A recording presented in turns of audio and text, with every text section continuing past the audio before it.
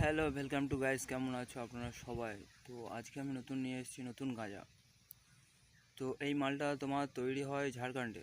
এখানে আসে, ঠিক আছে, এখানে এসে মানে মাল পাচারি দেয়, তারপরে বেআইনি মাল সাপ্লাই হয় আর কি, ঠিক আছে।